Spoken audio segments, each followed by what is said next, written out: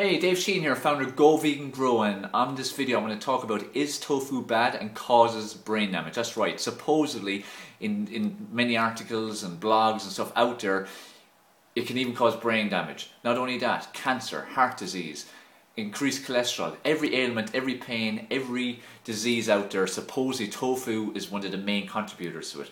So I want to address this because a client of mine in a distressed state who, has tofu as part of her nutrition plan we have her on, was wondering, what the hell? She'd read this article, someone had shared it with her, and, should she be eating tofu at all? So I want to address this. One thing, if you're in the United States, you do definitely need to be a bit more careful with tofu because it comes from soybean, obviously, and soya is 99% GMO in the States, unfortunately. In Europe and other parts of the world, it's not quite the case yet. And I say yet because in time, most likely that is going to happen. So if you're outside of America, I wouldn't worry about it too much from the GMO standpoint. If you're in America, soya is something definitely I would stay well clear of the majority of the time.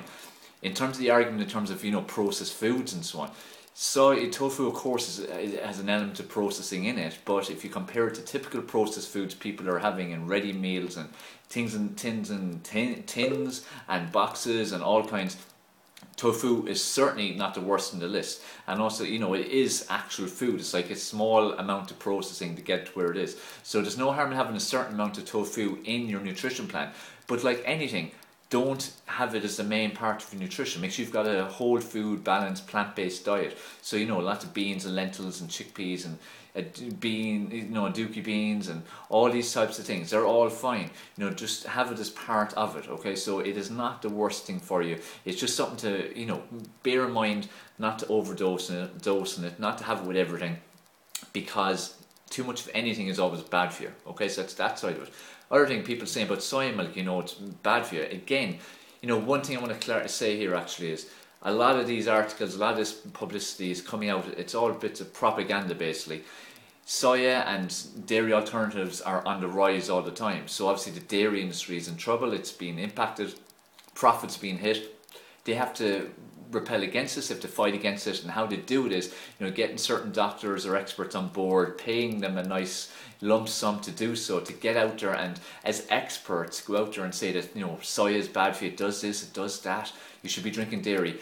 When they say that soya is going to cause cancer, it's going to cause diabetes, it's going to give you brain damage, it's going to cause blood pressure, heart disease, cholesterol, what's dairy doing? Dairy is one of the worst things you put into your body. We can't even break it down. It's not for our species. It's just horrendous. It's so acidic, it causes our bodies so much damage.